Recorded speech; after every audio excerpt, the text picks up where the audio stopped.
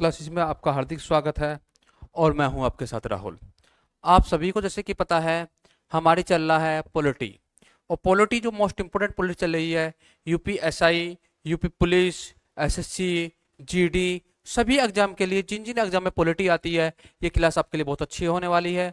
तो अब मुझे विश्वास नहीं, पूरी अंतरात्मा से मैं बोल सकता हूँ कि एकदम बेस्ट क्लास आपकी होने वाली है। तो आप इस क्लास के अंत तक बने रहिए। शुरू करते हैं। देखो, ज्यादा बातें ना करते हुए डायरेक्ट टॉपिक से शुरुआत करते हैं। और टॉपिक जो है हमारा, उसे समझना होगा। आज का जो टॉपिक है वो हमारे संविधान के जो भाग नंबर 2 होता है, उस भाग नंबर 2 में है सिटीजनशिप, जिसे हिंदी में बोलते हैं नागरिकता। देखो, नागरिकता संबंधित जो प्रावधान है उनके बारे में बात करेंगे तो ये संविधान के भाग नंबर 2 में है। यदि बात करें कि ये कौन से आर्टिकल से स्टार्ट होते हैं, तो आर्टिकल 5 से लेकर, अनुच्छेद नंबर 5 से लेकर 11 तक हमारे संविधान में नागरिकता संबंधित उपबंध दिए गए हैं। ये जो उपबंध दिए गए हैं, कहते हैं कि इनको हमारे संविधान में जो इम्प्लीमेंट किया गया है, या हमारे संविधान में जो नागरिकता के उपबंध लिए गए हैं, ये कहां से लिए गए हैं, इनका स्रोत क्या है। ये एक विदेशी स्रोत से लिए गए हैं और उसका नाम है ब्रिटेन। तो नागरिकता के उपबंध हमारे देश में ब्रिटेन से लिए गए हैं। कहां से लिए गए हैं? ब्रिटेन से। देखो, बात करते हैं हमारे देश में जो नागरिकता मिलती है, आप सभी को आना चाहिए, एकल नागरिकता के प्रावधान मिलते हैं। कौन सी नागरिकता मिलती है? एकल नागरिकता। एकल नागरिकता का मतलब है कि एक व्यक्ति को केवल एक ही नागरिकता मिलेगी, डबल डबल नागरिकता नहीं दी जाएगी। बड़ी बात यह होती है।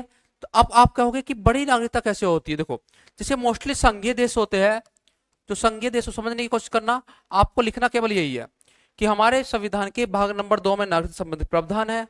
ठीक है, अनुच्छेद 5 से लेकर 11 तक है। इनका स्रोत तो ब्रिटेन देश से लिए गए हैं और हमारे देश में एकल नागरिकता है। ये 4 पॉइंट आपको क्लियर होने चाहिए, क्योंकि हमारे पेपर में क्या होता है, जैसे लास्ट टाइम आरओ का पेपर हुआ था, यूपीपीसीएस का पेपर हुआ था, यूपी पुलिस का पेपर हुआ 2018 में। सिंपल पूछा गया था कि संविधान के भाग नंबर 2 में किस चीज का वर्णन है, तो आप बोल दोगे नागरिकता के। कहां से कहां तक है? आर्टिकल 5 से लेकर 11 तक। किस देश से उपबंध लिए गए हैं? ब्रिटेन से। कैसी नागरिकता दी गई संविधान में? एकल नागरिकता। देखो, जैसे कि मैक्सिमम संघीय देश होते हैं, फॉर एग्जाम्पल यूएसए होता है। जो यूएसए होते हैं, उन देशों में दोहरी नागरिकता का प्रावधान होता है। दोहरी नागरिकता का मतलब यह हो गया कि केंद्र जो है अपनी नागरिकता अलग से प्रदान करेगा और राज्य अपनी नागरिकता अलग से प्रदान करेगा। तो यहाँ पर जो नागरिकता का बटन है वो दोहरा होता है। यहाँ पर कहते हैं कि व्यक्ति को दोहरे दोहरे अधिकार प्राप्त हो जाते हैं। कुछ अधिकार केंद्र से प्राप्त होते हैं तो कुछ अधिकार राज्य से प्राप्त होते हैं। लेकिन हमारे देश में कहा गया है कि हमारे देश में एकत्र रहना है सबको। हमको वाला जो उद्देश्य रहा है, अखंड भारत बनाना है। तो अखंड भारत बनाने के लिए, अखंड भारत बनाने के लिए हमने कहा है कि हमारे देश में कोई व्यक्ति को ऐसा नहीं बोलेंगे कि बिहार का निवासी है, या हमारा देश एक साथ है, एकत्र है। तो इसलिए हमारे देश में एकल नागरिकता का प्रावधान किया गया है अखंड भारत बनाने के लिए। कैसा भारत बनाने के लिए? अखंडता पूर्वक, अर्थात अखंड भारत बनाने के लिए हमारे संविधान में कहते हैं कि एकल नागरिकता का प्रावधान किया गया है। सबसे बड़ी बात देखो, जो एकल नागरिकता होती है ये होती कैसे है? अमेरिका में क्या होता है कि राज्य के अपने अलग कानून होते हैं, केंद्र के अपने अलग कानून होते हैं। लेकिन हमारे भारत में राज्य और कानून जो केंद्र के हैं, वो नागरिकता के बारे में केंद्र के कानून मान्य होते हैं, राज्य के कानून कोई मान्य नहीं होते। तो कानून के बारे में कहता है कि राज्य के कानून कोई मान्य नहीं होंगे। तो हमारे संविधान में जो आर्टिकल 5 से लेकर 11 तक है, वो नागरिकता के बारे में ही बातें की गई है, 5 से लेकर 11 तक। तो आज जो हम पढ़ने वाले हैं उसको हम ध्यान से पढ़ेंगे। उसका नाम है अनुच्छेद नंबर 5। तो नागरिकता के बारे में सबसे पहले पढ़ते हैं अनुच्छेद नंबर 5। 5 में क्या बोला जाता है, क्या नहीं बोला जाता। देखो, ध्यान से कोशिश करना। देखो, इसमें जो हमारे देश में नागरिकता के प्रावधान दिए गए हैं, वो दिए गए हैं कि जब भारत आजाद हुआ था, अर्थात जब भारत का संविधान लागू हुआ था, तो जब भारत का संविधान लागू हुआ था, उस समय से संबंधित लागू हुआ था, उस समय से संबंधित हमारे संविधान में नागरिकता के प्रावधान दिए गए सारे के सारे, कि जब भारत का संविधान लागू हुआ था। तो ये कह रहे थे, इसमें लिखा हुआ है कि 26 जनवरी 1950 को कौन कौन व्यक्ति भारत का नागरिक होगा। तो जो भारत के नागरिक होंगे 26 जनवरी 1950 को इसका वर्णन किया गया है आर्टिकल नंबर 5 में। देखो यहाँ पर कुछ बातें बताई गई है, बताया गया है, एग्जाम्पल बताता हूं कि जिसका जन्म भारत में हुआ है, जन्म भारत में हुआ है तो वह व्यक्ति भारत का नागरिक होगा। जिसका जन्म भी भारत में हुआ है वह व्यक्ति भारत का नागरिक होगा। बड़ी स्पेशल बात यह है कि यदि कोई कहते हैं, यदि कोई विदेशी राजनीतिज्ञ है, विदेशी राजनीतिज्ञ का मतलब यह होता है कि कोई विदेशी व्यक्ति है, जैसे एम्बेसडर होते हैं, और यदि कोई व्यक्ति घूमने हमारे इंडिया में आया है या किसी अन्य देश का राजदूत है, हमारे इंडिया में रह रहा था वो 26 जनवरी 1950 को, और उसकी कोई संतान होती है तो उसकी संतान का जन्म बेशक भारत में हुआ हो लेकिन उसकी संतान भारत की निवासी नहीं होगी। तो जो कहते हैं कि जिसका जन्म भारत में हुआ है, या एक दूसरी बात रख देते हैं कि जिसके जन्म के समय उसके माता या पिता में से कोई व्यक्ति भारत का निवासी था, अविभाज्य भारत का निवासी था, तो वो सभी व्यक्ति भारत के नागरिक होंगे। ये आर्टिकल नंबर 5 में लिखा हुआ है कि कौन कौन व्यक्ति भारत के नागरिक होंगे। तो संविधान के लागू होने पर, संविधान के लागू होने पर कौन कौन व्यक्ति भारत के नागरिक होंगे, ये आर्टिकल नंबर 5 में है। तो बात करेंगे नेक्स्ट आर्टिकल नंबर 6 की। कौन से की? अनुच्छेद नंबर 6 की। बहुत इंपॉर्टेंट है अनुच्छेद नंबर 6। एक ही लाइन में हमें कंप्लीट करना है ताकि हमारा पेपर में अच्छे से कर पाए। देखो अनुच्छेद 6 क्या बोलता है? ये बोलता है कि पाकिस्तान से आए प्रवासी, जो व्यक्ति पाकिस्तान में रहते थे लेकिन उनपे 1947 में झगड़े के बाद वो हमारे भारत में आए थे। पता, जब आपने गदर मूवी देखी होगी तो आपने देखा कि कुछ भारत के व्यक्ति पाकिस्तान में और कुछ पाकिस्तान के व्यक्ति भारत में आए हैं। तो भारत से पाकिस्तान गए और पाकिस्तान से भारत बहुत सारे व्यक्ति आए थे। तो हमें याद रखना होगा कि यदि कोई व्यक्ति सुनो पाकिस्तान से प्रवासी के रूप में भारत आए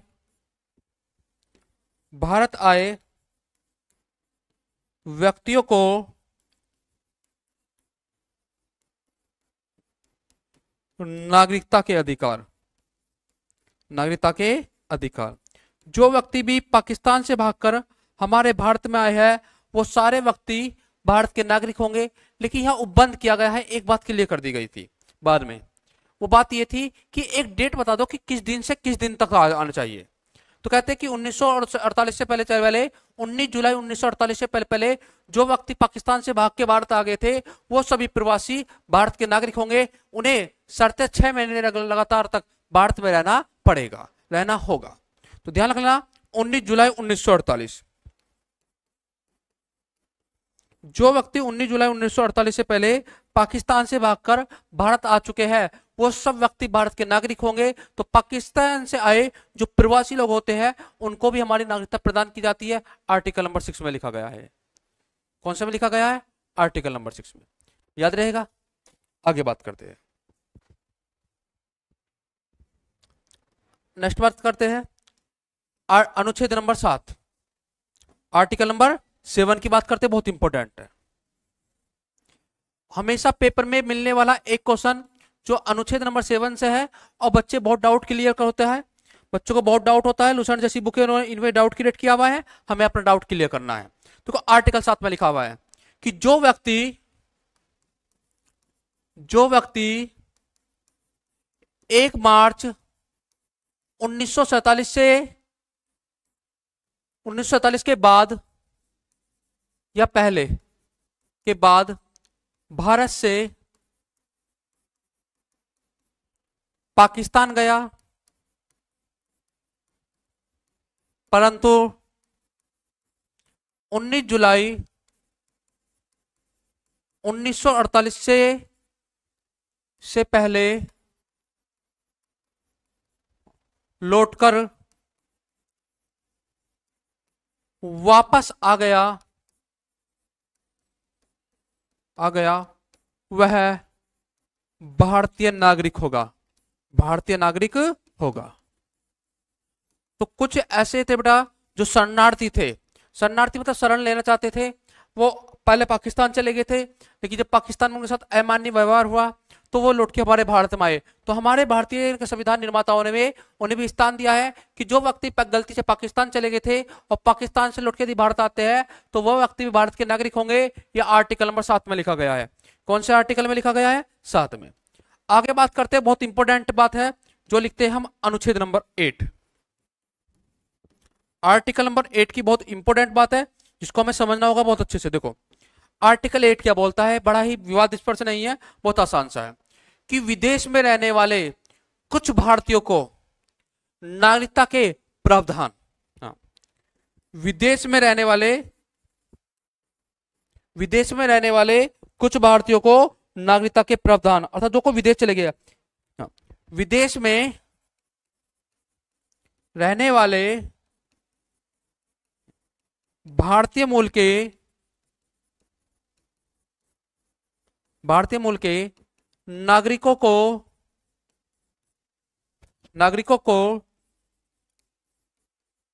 नागरिकता का प्रावधान। देखो कुछ ऐसा है बेटा कि विदेश में रहने वाले कुछ भारतीय मूल के व्यक्ति है जो हमारे अपने हैं लेकिन वो विदेश में चले गए थे। तो सरकार ये कह रही है कि यदि आप अमेरिका में जा रहे हो, ब्रिटेन में रहते हो, स्पेन में हो, जापान में हो, मंगोलिया में, अंगोला में हो, कि आप दुनिया किसी भी देश में हो, उस देश में रहकर भी आप भारत की नागरिकता प्राप्त कर सकते हो। लेकिन शर्त है यदि आपके माता या पिता में से कोई व्यक्ति, दादा दादानी में से, नाना नानी में से कोई भी अविभाज्य भारत में का नागरिक रहा है तो आप भी भारत के नागरिक बन सकते हो। या 1935 के रजिस्टर में आपके दादा दादी का, नाना नानी का, आपके मम्मी पापा का यदि नाम लिखा हुआ है तो आप भी भारत के नागरिक बन सकते हो। ये कौन से आर्टिकल में लिखा हुआ है? आर्टिकल नंबर 8 में लिखा। बहुत अच्छी बात है। देखो आर्टिकल नंबर 9 समझते हैं, बहुत इंपॉर्टेंट है। कौन सा आर्टिकल है? अनुच्छेद नंबर 9 देखते हैं। अनुच्छेद 9 समझते हैं ध्यान से। देखो अनुच्छेद 9 को बहुत आसान सी बात है, इसमें एक पॉइंट जो हमें याद रखना होगा वो है दोहरी नागरिकता का निषेध। दोहरी नागरिकता का निषेध अर्थात किसी भी व्यक्ति को दोहरी नागरिकता नहीं दी जाएगी। ऐसा नहीं है कि तुम भाई भारत के नागरिक बन जाओ, अमेरिका के नागरिक बन जाओ, ऐसा नहीं है। कहते हैं कि भारत में दोहरी नागरिकता का प्रावधान नहीं है, केवल एक ही नागरिकता का प्रावधान किया गया है, एक ही व्यक्ति हो। अर्थात कहने का मतलब यह है, देखो जो आर्टिकल 9 में इंपॉर्टेंट पॉइंट है वो समझना होगा। यदि कोई व्यक्ति लगातार 7 वर्ष तक विदेश में रहता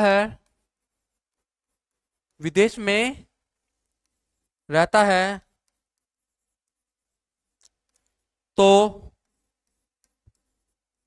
उसकी नागरिकता समाप्त की जाएगी। उसकी नागरिकता समाप्त कर दी जाएगी। कोई भी ऐसा व्यक्ति जो लगातार 7 वर्ष तक विदेश में रहता है उसकी नागरिकता भारत का संविधान समाप्त कर देता है। जो दूसरी इंपॉर्टेंट बात है वो हमें याद रखनी होगी, जो आपको भी याद रखनी होगी। देखो सुना कि नागरिकता का त्याग भी किया जा सकता है।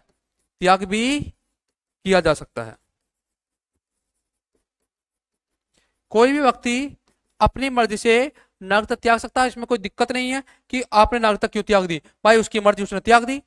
इंपॉर्टेंट तीसरा पॉइंट जो है कि नागरिकता से वंचित भी किया जा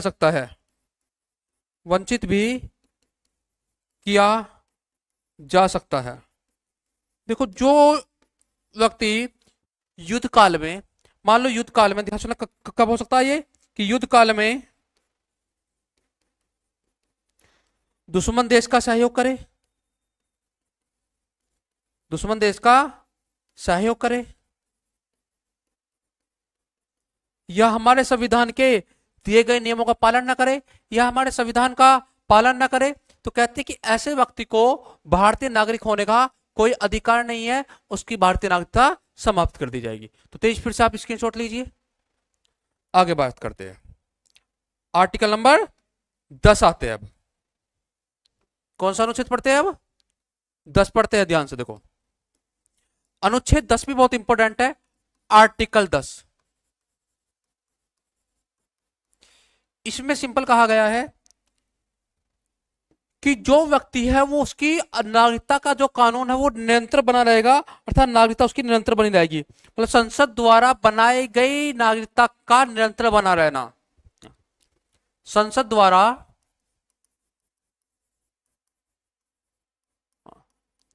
नागरिकता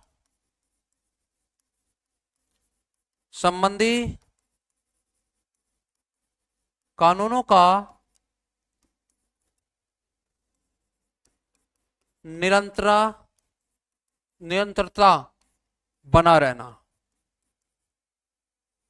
अर्थात कोई भी कानून यदि संसद ने बनाया है तो वो कानून जो है निरंतर बना ही रहेगा। ये आर्टिकल नंबर 10 में दिया गया है, बहुत इंपॉर्टेंट। और आज का सबसे महत्वपूर्ण इंपॉर्टेंट आर्टिकल नंबर 11, अनुच्छेद नंबर 11 समझते हैं क्या है। आप सभी ध्यान से पढ़ते रहिए। देखो आर्टिकल 11 क्या है, इसमें लिखा हुआ है कि नागरिकता संबंधित कोई भी यदि कानून है, यदि कोई भी नियम है, कोई विधि है, कोई भी नियम है, तो उसे भारतीय संसद ही बना सकती है। कौन बना सकती है? भारतीय संसद, और संसद की शक्ति है। यहां लिखा हुआ है कि नागरिकता संबंधी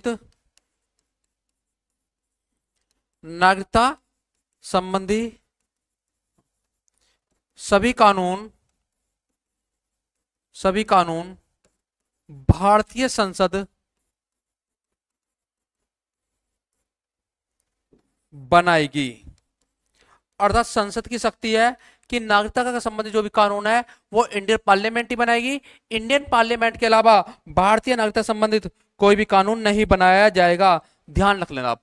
तो कहते हैं कि संसद ही हमारे यहाँ पर कानून बना सकती है, नागरिकता किसी छीननी है, किसको नागरिकता देनी है, गृह मंत्रालय है और इंडियन पार्लियामेंट ही इस काम को कर सकती है।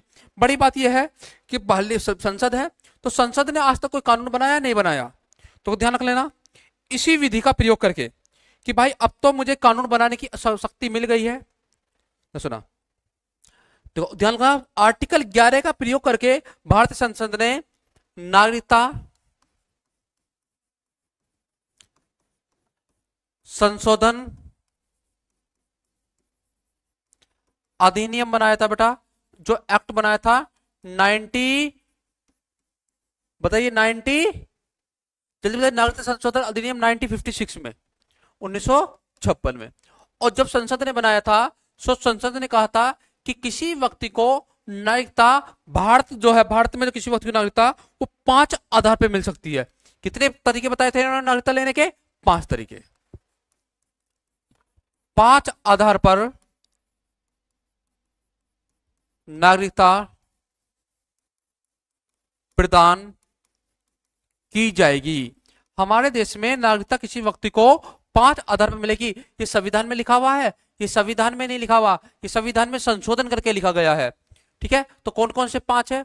एक पहली कंडीशन है जन्म के आधार पे, दूसरा है वंश के आधार पे, तीसरा है पंजीकरण के आधार पर, चौथा है देशीकरण के आधार पर, और पांचवा है जो इंपॉर्टेंट है समष्टि क्षेत्र के आधार पर। समष्टि क्षेत्र या इसको बोलते हैं अधिकार क्षेत्र। अधिकार क्षेत्र के आधार पर भी किसी व्यक्ति को नागरिकता प्रदान की जा सकती है। तो भारत में नागरिकता लेने के 5 तरीके दिए गए हैं। कितने हैं? 5 तरीके दिए गए हैं, बड़े ध्यान से रख लेना। देखो कहते हैं कि नागरिकता देने के जो 5 तरीके दिए गए हैं, संसद ने समय समय पर इन पर संशोधन किया है। जैसे पहले लिखा था कि 1987 के से पहले जिसका जन्म भारत में हुआ है वो सब व्यक्ति भारत के नागरिक होंगे। जन्म के आधार बोला था कि 1987 से पहले जिस व्यक्ति का जन्म भारत में हुआ है वो व्यक्ति सब भारत के नागरिक होंगे, यदि उसके माता या पिता में से कोई एक व्यक्ति भारत का नागरिक है तो। फिर बोला गया कि जिसका जन्म 2003 से पहले भारत में हुआ है और उसके जन्म के समय उसके माता या पिता में से कोई व्यक्ति भारत का नागरिक था तो वो भारत का नागरिक माना जाएगा। तो ये एक अस्थायी प्रतिबंध है, अस्थायी प्रबंध है, जिन्हें समय समय पर संशोधन चेंज करती रहती है, तो ज्यादा दिक्कत वाली बात नहीं है। दूसरा बोलते हैं वंश के आधार पे। वंश है कि यदि किसी व्यक्ति का जन्म के माता पिता का जन्म भारत में हुआ है, यदि किसी के माता पिता का जन्म भारत में हुआ है तो वह व्यक्ति भी कह सकता है कि मेरा वंश जो इंडिया का है वो वंश के आधार पर भारतीय नागरिकता के लिए आवेदन कर सकता है। यह भी आसान सी बात है। तीसरा है पंजीकरण। कहते हैं कि यदि कोई व्यक्ति लगातार 7 वर्ष तक भारत में रहता है, यदि लगातार कोई व्यक्ति भारत में 7 वर्ष तक भारत में रहता है तो वो 7 वर्ष रहने के उपरांत वह एक पंजीकरण करा सकता है कि अब मैं भारत का नागरिक बनना चाहता हूं, तो ऐसे व्यक्ति को भारत की नागरिकता प्रदान की जाएगी। यह क्या है कि यदि उसके माता या पिता में से एक है, माता पिता में से एक भारतीय था, तो वो व्यक्ति, उसका बच्चा भी भारत में वंश के आधार पर नागरिकता प्रदान कर सकता है। और पंजीकरण का मतलब है कि यदि कोई व्यक्ति लगातार भारत में 7 वर्ष तक रहता है, कितने वर्ष तक? 7 वर्ष तक था, 7 वर्ष भारत में निवास करता है, या भारतीय से विवाह करने पर उसे पंजीकरण के द्वारा मिल जाता है। जबकि कभी देखो ध्यान का, कोई व्यक्ति का मतलब नहीं है, यहाँ पड़ी बात 7 वर्ष तब है जब आपने भारत में रहकर भारतीय व्यक्ति से विवाह किया है। विवाह किया है तो 7 वर्ष, लेकिन यदि आप विदेशी हो, यदि आप विदेशी हो और विदेशी हो गए आप नागरिकता लेने हो, तो भारत में कम से कम आपको 11 वर्ष रहना पड़ेगा, और 11 वर्ष के बाद प्रमाण पत्र देना चाहेगा मैं आपका देश का बनना चाहता हूं, देशीकरण बनना चाहता हूं, देशी होना चाहता हूं भाई, भारत का होना चाहता हूं। पंजीकरण का मतलब है कि आपका शादी ब्याह आपने कर लिया है इंडिया के, तो आपको 7 साल तक रहना पड़ेगा, इसे बोलते हैं पंजीकरण। लेकिन आप यदि विदेशी हो तो आपको 11 वर्ष तक रहना पड़ेगा। और समष्टि क्षेत्र का मतलब होता है कि कोई एक ऐसा क्षेत्र जो हमने कब्जा लिया हो। जैसे एग्जाम्पल बेटा, आप सब जानते हो कि गोवा पहले हमारे भारत में नहीं था, 1961 में हमारे भारत में आया है। सिक्किम हमारे भारत में नहीं था, 1975 में भारत में हमारे यहाँ पर सिक्किम आया है। दादर नगर हवेली, दमन दीप नहीं थे। तो ऐसे क्षेत्र के निवासी ऑटोमेटिक, क्योंकि हमने उस पर अधिकार किया है, उनके क्षेत्र पर अधिकार किया है, तो वह व्यक्ति भी भारत के नागरिक बन जाते हैं। अब समझना बेटा, कल को यदि हम पाकिस्तान पे अधिकार कर ले तो पाकिस्तान की जनता ऑटोमेटिक ही भारत के नागरिक बन जाएगी। आर्टिकल जो है, सॉरी, ये कौन सा बंद होगा? ये होगा कि अधिकार क्षेत्र, हमने उनका समष्टि क्षेत्र जो है समाहित कर लिया है अपने में, तो वो व्यक्ति भारत के नागरिक होंगे। तो किसी व्यक्ति को भारत में नागरिकता 5 तरीके से मिलती है। कितने तरीके से मिलती है? 5 तरीके से। आगे बात करते हैं कि नागरिकता का त्याग कैसे करते हैं। किसका त्याग? नागरिकता का त्याग। तो ये पूछता है कि नागरिकता का त्याग कितने प्रकार से होता है। मैंने आर्टिकल अभी आपको 9 बताया था, फिर भी लिखते हैं कि नागरिकता का त्याग, देखो सिंपल सी बात है कि नागरिकता कैसे छीनी जा सकती है या नागरिकता कैसे खत्म की जा सकती है। देखो, एक तो मैं बता चुका हूं आपको कि यदि हम खुद ही कह दें कि हमें भारत का व्यक्ति नहीं रहना, हम खुद ही त्याग दें, तो उसे बोलते हैं परित्याग।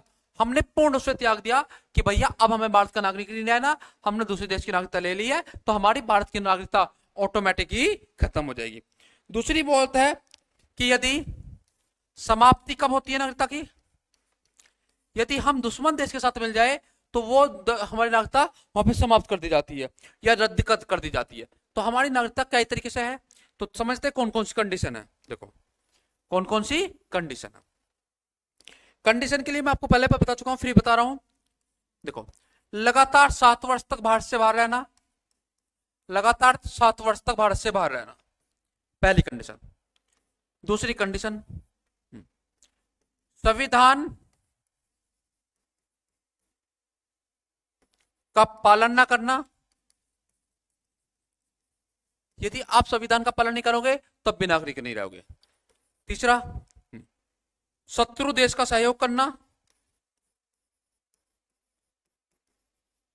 शत्रु देश का सहयोग करना। और चौथा उपबंध जो अभी जोड़ा गया 2019 में कि देश की अखंडता को तोड़ने का प्रयास करना, देश की अखंडता को तोड़ने का प्रयास करना। यदि आप हमारे देश की अखंडता को तोड़ने का प्रयास करेंगे, ये 2019 में जोड़ा गया था, तो आप भारत के नागरिक नहीं रहोगे। तो भारत में 5 आधार पर नागरिकता प्राप्त की जाती है और 3 मुख्य आधार जहां पर छीनी जाती है। अब आगे बात करते हैं कि आज तक जब संविधान में हमारे यहाँ पर संशोधन हुआ है तो पूछता है कि नागरिकता संशोधन कब कब हुआ है।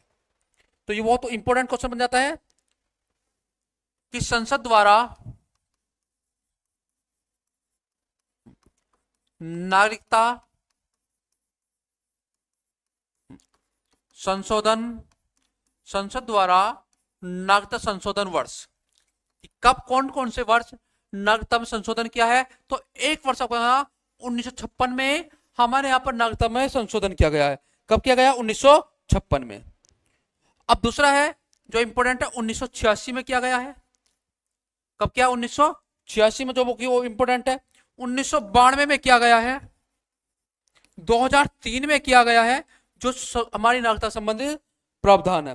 फिर 2005 में किया गया है, 2015 में किया गया है और 2019 में किया गया है। तो आज तक इन वर्षों में नागरिकता संबंधित नागरिकता विधेयक में संशोधन किए गए हैं। याद रखना आप, नागरिकता में विधेयक में संशोधन किए गए हैं, ध्यान रखना। और आपको पता होगी कि 2019 में CAA सिटीजन अमेंडिंग एक्ट पारित हुआ था और इस एक्ट के अनुसार कहा गया था कि सिख, हिंदू, बौद्ध और जैन धर्म के वे व्यक्ति जो 2014 से पहले भारत में आ चुके हैं, उन सब व्यक्तियों को भारत की नागरिकता प्रदान की जाएगी। नागरिकता प्रदान की जाएगी।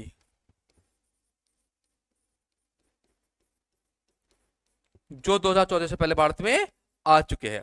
तो ये सिटीजन अमेंडिंग एक्ट मैंने एक लाइन में बता दिया आपको, बहुत आसान है कि सिख, हिंदू, बौद्ध, जैन, ठीक है, और अन्य अल्पसंख्यक जो 2014 से पहले इंडिया में आ चुके हैं, उनको भारत की नागरिकता प्रदान करने के लिए हमने सिटीजन एक्ट बनाया था। कौन सा एक्ट बनाया था?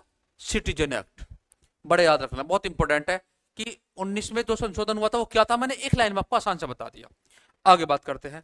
देखो, अब जो भारतीय मूल के व्यक्ति विदेश में रहते हैं, कोई भारतीय मूल का व्यक्ति विदेश में रहते हैं, तो ऐसे व्यक्तियों को भारत ने कुछ सुविधाएं दी है।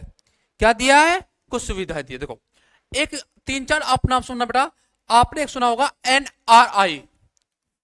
NRI कहते हैं कि तेरी शादी तो NRI से हो जाएगी। NRI का मतलब होता है नॉन रेजिस्टेंस इंडियन। क्या फुल फॉर्म होती है? नॉन रेसिडेंट इंडियन, अप्रवासी भारतीय। ये भाई भारतीय व्यक्ति है, लेकिन भारतीय व्यक्ति है, अप्रवासी है, अर्थात विदेश में रहकर, विदेश में रहने वाले जो भारतीय है, ये भारतीय नहीं होते, वोट डाल सकते हैं। तो NRI का मतलब होता है कि विदेश में रहने वाले, विदेश में रहने वाले भारतीय, जो विदेश में रहने वाले भारतीय होते हैं, जो वोट डाल सकते हैं, ये वोट डाल सकते हैं।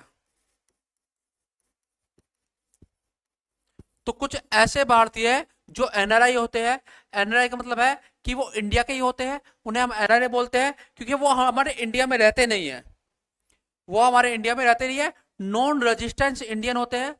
ठीक है, ये हमारे इंडिया में नहीं रहते, परंतु भारतीय व्यक्ति होते हैं, उनको बोलते हैं NRI। कौन सा कार्ड मिलेगा आपको? NRI। दूसरा जो इंपोर्टेंट कार्ड होता है वो होता है PIO, person of Indian origin. Origin मतलब है जिनका वंश इंडिया का है। ऐसे पर्सन जिनका वंश इंडिया का है, उन्हें एक PIO कार्ड मिलता है। 2015 में इस कार्ड को समाप्त कर दिया गया, अब स्थिति में नहीं है ये। हाँ, 2015 में समाप्त हो गया था, 2015 में समाप्त हो गया था कि ऐसे व्यक्ति जो उनका वंश भारत का है, उन्हें कौन सा कार्ड देती सरकार? PIO, जो अब समाप्त हो चुका है। एक कार्ड और है जो प्रेजेंट टाइम में चलता है और इंपॉर्टेंट कार्ड है, उसे पूछता है पेपर में कि उस कार्ड का नाम बताइए। उस कार्ड का नाम है, ध्यान रखना आपको, कभी मत बोलना, OCI। OCI, overseas citizen of India. Overseas citizen of India. भाई ऐसे भारतीय जो कभी विदेश में जाके बस चुके थे, भारत में अनिश्चित काल संपत्ति और संपत्ति खरीद सकते हैं, व्यापार कर सकते हैं, यात्रा में सुविधा मिलती है। तो ऐसे भारतीय जो विदेश में बच चुके थे, अनिश्चित काल के लिए विदेश में बच चुके थे, तो ये भारत में संपत्ति अधिग्रहण कर सकते हैं, संपत्ति ग्रहण कर सकते हैं। ठीक है, इन्हें संपत्ति ग्रहण करने का अधिकार दिया गया है। ये नॉर्मल भारतीय की तरह इन्हें ये कार्ड मिलने के बाद जिस व्यक्ति को ओसीआई कार्ड मिल जाता है वह व्यक्ति आजीवन बिना वीजे के भारत आ जा सकता है, भारत आ सकता है।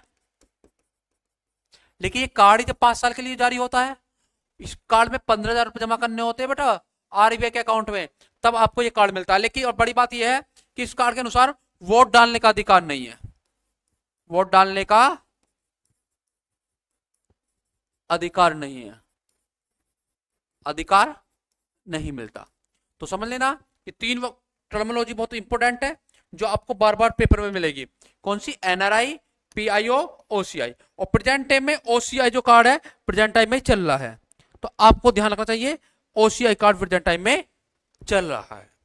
तो ये नागरिकता के जो महत्वपूर्ण पॉइंट पेपर में मिल सकते थे मैंने डिस्कस किया है। अब इनके बेस पर कुछ क्वेश्चन देख लेते हैं जो कि इंपॉर्टेंट हो सकते हैं। तो इसी प्रकार का जो पहला क्वेश्चन वो आपकी स्क्रीन पर आ चुका है कि भारतीय संविधान के भाग 2 में, कौन सा भाग है भाई? भाग 2 में कुल कितने अनुच्छेद है? देखो मैंने बताया है कि नागरिकता के बारे में भाग 2 में लिखा हुआ है और इसमें लिखा हुआ है अनुच्छेद नंबर 5 से 11 तक। तो आर्टिकल 5 है, 6 है, 7 है, 8 है, 9 है, 10 है और 11 है। तो कितने हो गए? 1 2 3 4 5 6 7। तो कितने पार्ट्स है भैया? कितने अनुच्छेद है? 7 अनुच्छेद है। कितने अनुच्छेद है? 7 अनुच्छेद है। अगला क्वेश्चन चलते हैं, बहुत इंपॉर्टेंट क्वेश्चन हो गया।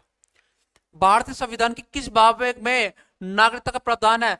भाई ऐसा ही यूपी पीसीएस में क्वेश्चन आया था सेम, और यूपी पुलिस भी ऐसा ही क्वेश्चन आपको देने वाली है, इनमें ज्यादा हार्ड नहीं आता। तो नागरिकता का प्रावधान भाग नंबर 2 में है। भाग नंबर 1 में क्या है? संघ और उसके राज्य है, संघ और उसके राज्य क्षेत्र। भाग नंबर 2 में क्या है बेटा? नागरिकता के बारे में लिखा हुआ है। 3 में क्या है बेटा? फंडामेंटल राइट्स है, मूल अधिकार है भैया जी। और भाग नंबर 4 में क्या है? DPSP, direct principle for state policy है, नीति निर्देशक तत्व है, नीति निर्देशक तत्व है बेटा ये। तो याद रखना आप संविधान के भाग नंबर 4 में। आगे समझते देखो ध्यान से। नेक्स्ट इंपोर्टेंट, भारतीय संविधान में नागरिकता संबंधित प्रावधान किस अनुच्छेद से लागू होते हैं? कौन से अनुच्छेद शुरू होते हैं? तो मैंने बताया कि अनुच्छेद नंबर 5 से लेकर 11 तक होते हैं। तो 5 से शुरू होते हैं। कहां से? 5 से शुरू होते हैं। अगला महत्वपूर्ण, भारतीय नागरिकता का अंतिम निर्णय किसके द्वारा लिया जाता है? कि हमारे व्यक्ति में भारत के ना कोई व्यक्ति नागरिक होगा नहीं होगा। देखो नागरिकता के बारे में यदि कोई भी निर्णय है तो वो संसद लेगी, और ये बातें आर्टिकल नंबर 11 में लिखी हुई है। कौन लेगी? संसद लेगी, पार्लियामेंट लेगी। ठीक है। और नागरिकता को कहते हैं कि नागरिकता ग्रहण करने के बारे में संसद ने 5 तरीके बताए थे। कितने तरीके? 5 तरीके बताए थे कि यदि किसी व्यक्ति को भारत का नागरिक होना है तो कैसे वो हो सकता है। अगला, भारत संविधान के किस आर्टिकल में पाकिस्तान से आए प्रवासियों के लिए नागरिकता का प्रावधान था? कि जो व्यक्ति पाकिस्तान से भारत आएंगे, तो 5 में क्या था कि 26 जनवरी 1950 को कौन कौन व्यक्ति भारत का नागरिक होगा। इसमें था कि पाकिस्तान से आए, पाकिस्तान से जो आए व्यक्ति है उनके लिए नागरिकता थी। तो आर्टिकल नंबर 6 हो गया। आर्टिकल 7 क्या है? देखो ये भी क्या है, बहुत इंपॉर्टेंट है कि पाकिस्तान से आए शरणार्थी है। यह शरणार्थी नहीं है, यह शरणार्थी नहीं है, यह प्रवासी है। जो प्रवास करने आए हैं ये शरणार्थी है, जो शरण लेने आए हैं। क्योंकि पहले भारत से भाग के पाकिस्तान गए थे, फिर पाकिस्तान से लौट के भारत में आए। तो शरणार्थियों के लिए आर्टिकल नंबर 7 इंपोर्टेंट। अगला क्वेश्चन, विदेश में रहने वाले भारतीय लोगों को भारत की नागरिकता मिल सकती है। आगे बताया था मैंने आपको, पीआईओ कार्ड, एनआईओ, ओएनसी कार्ड जो मिलते थे। तो ये जो सब वर्णन है विदेश में रहने वाले भारतीयों को भारतीय नागरिकता मिल सकती है, आर्टिकल नंबर 8 में लिखा हुआ है अच्छे से। अगला क्वेश्चन, भारत के नागरिकता के अधिकार की निरंतरता, कि नागरिकता के अधिकार निरंतर बने रहेंगे, इनमें कोई कमी नहीं की जाएगी, निरंतरता चलते रहेंगे, ये कौन से आर्टिकल में लिखा हुआ है? आर्टिकल नंबर 10 में ये बातें लिखी गई है। कौन से आर्टिकल में? 10 में। आगे, भारतीय संसद को नागरिकता पर कानून बना नहीं सकती, कौन से आर्टिकल में है बताइए? ना संसद को कानून बनाएंगे, संसद बनाएगा, ये आर्टिकल 11 में है। चिल्ला चिल्ला के बता रहा हूं तो इसको याद रख लेना, यही सबसे ज्यादा इंपॉर्टेंट है और यही पेपर में 99% मिलता है। 99% नागरिकता का एक ही क्वेश्चन मिलता है कि नागरिकता का संबंधित कानून बनाने का अधिकार किसको है? इंडियन पार्लियामेंट को। देखो, संविधान कब लागू हुआ बताओगे? 15 अगस्त 1947 को देश स्वतंत्र हुआ है। स्वतंत्र हुआ भाई। 26 जनवरी संविधान लागू हुआ है, इसलिए गणतंत्र बोलते हैं। क्या बोलते हैं? गणतंत्र हुआ है। इस दिन संविधान स्वीकार किया गया है। क्या किया गया है? स्वीकार। और 1 जनवरी 1951 की खास पार्टी की बात तुम मुझे बताओ, मुझे याद नहीं आ रही। तो हमें संविधान कब लागू हुआ? 26 जनवरी 1950 को लागू हुआ। नेक्स्ट क्वेश्चन, भारतीय नागरिकता अधिनियम 1955 के अनुतहत नागरिकता प्राप्त करने के कितने तरीके हैं? तो कितने तरीके बताए बेटा? 5 तरीके हैं। कितने तरीके हैं? 5। अगला क्वेश्चन, प्राकृतिक, प्राकृतिक मतलब जो विदेशी है, जो भारत में रह रहा है, भारत में रह रहा है, नागरिकता प्राप्त करने के लिए कितने वर्ष तक कम से कम रहना पड़ेगा? देखो, इस बारे में मैंने आपको बहुत अच्छे से बताया था कि यदि कोई व्यक्ति विदेशी है और वो भारत में रह रहा है, तो ऐसे व्यक्ति को भारत में कम से कम कितने वर्ष तक रहना पड़ेगा, तभी उसे भारत की नागरिकता प्राप्त हो सकती है। तो देशीकरण बोला गया था, तो कितने वर्ष बताया था मैंने? 11 वर्ष बताया था। कितने वर्ष बताया था? 11 वर्ष कम से कम रहना होगा, तभी वो व्यक्ति भारत का नागरिक हो सकता है। तो कितने वर्ष रहना होगा? कम से कम 11 वर्ष। कोई 11 वर्ष के उपरांत ही भारत का नागरिक बन सकता है, यदि कोई विदेशी है तो। देश प्राकृतिकरण बोलते हैं बेटा इसे। अगला क्वेश्चन, क्षेत्र के आधार पर सम्मिलित होकर नागरिकता प्राप्त करने वाला भारत का उदाहरण। मैंने बोला कि हमारे यहां पर लिखा गया है समष्टि क्षेत्र, जिसे बोलते हैं अधिकार क्षेत्र। तो अधिकार या समष्टि क्षेत्र के आधार पर भी कोई व्यक्ति भारत का नागरिक हो सकता है। और ये सारी बात जो है, सिक्किम भी आया 1975 में, 1961 में गोवा भी आया है, दमन द्वीप भी आया है, तो उपयुक्त सभी डी होगा, ऑप्शन हो गया। तो क्वेश्चन नंबर तो इसका आंसर आप मुझे बताइए 23 फिर से, इतने में पानी पी लेता हूं।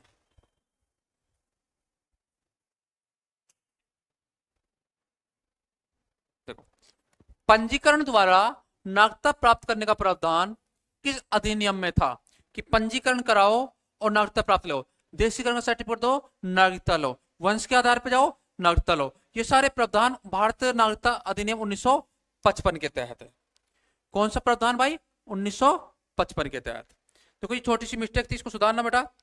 ये जो 1955 रहा है, ये कब रहा है? ये 1955 है, 56 की जगह।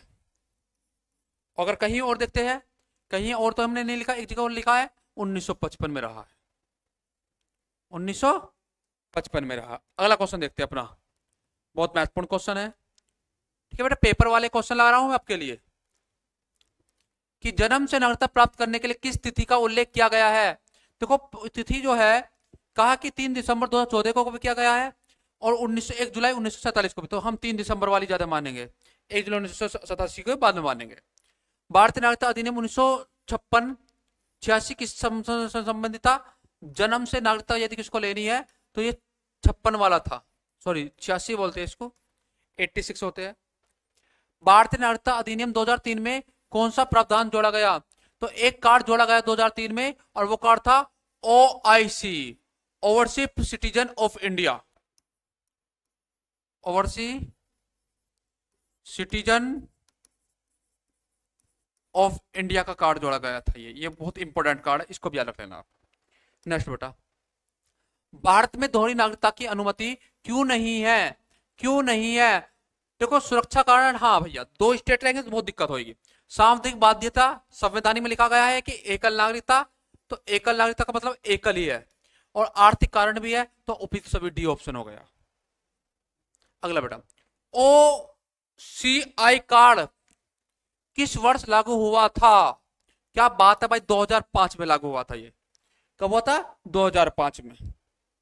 और प्रवासी भारतीयों को मतदान का अधिकार किस वर्ष दिया गया? कि ऐसे भारतीय जो मतदान कर सकते हैं उनको पहली बार अधिकार 2011 में दिया गया था। बहुत इंपॉर्टेंट आज की क्वेश्चन रहे थे, क्वेश्चन लाजवाब और जबरदस्त थे। हमारी टीम का बहुत बहुत धन्यवाद कि उन्होंने मुझे इतने अच्छे क्वेश्चन दिए, ठीक है। और मैंने भी इनमें काफी कोशिश की आप लोगों को अच्छे समझाने के लिए। तो आज की क्लास को हम यहीं समाप्त करते हैं। तो कल के लिए मूल अधिकार जिसे हम पढ़ने वाले हैं, बहुत इंपॉर्टेंट मिलता है संविधान में। कल के लिए क्लास बने रहिए, इस क्लास को लाइक कीजिए और शेयर कीजिए, और हो सके तो अपने व्हाट्सएप पे स्टेटस भी लगा लीजिए ताकि हमें मोटिवेट मिलता रहे।